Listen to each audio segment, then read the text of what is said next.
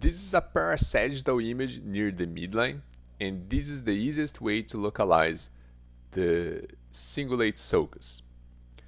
So, as you might expect, the cingulate sulcus will delimitate most of the cingulate gyrus, but on the posterior aspect of the sulcus, it will not follow the posterior aspect of the cingulate gyrus, and instead of that, it will have a slope originating in ascending ramus, and that ascending ramus is known as pars marginalis or marginal sulcus.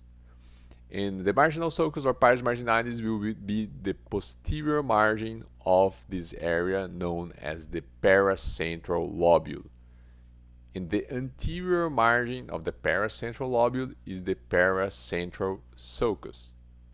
That is a branch of the cingulate sulcus. So it's not hard to remember the name of the sulcus. The anterior margin of the paracentral sulcus, the paracentral lobule, is the paracentral sulcus. So it's quite easy to localize, to identify the pars marginalis using the sagittal plane, a parasagittal image. But it's also very important to know how to identify the pars marginalis using the axial plane. Okay, so this is pars marginalis, this is pars marginalis. And when you use an axial view, the axial plane, pars marginalis has a very peculiar morphology that is described as the bracket sign.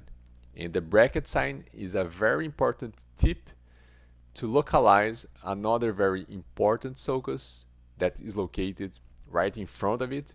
So immediately anterior to the bracket sign or pars marginalis, you will find the central sulcus. Now, it's very important to remember that if you want to be able to localize the bracket sign, you must always use a more cranial slice.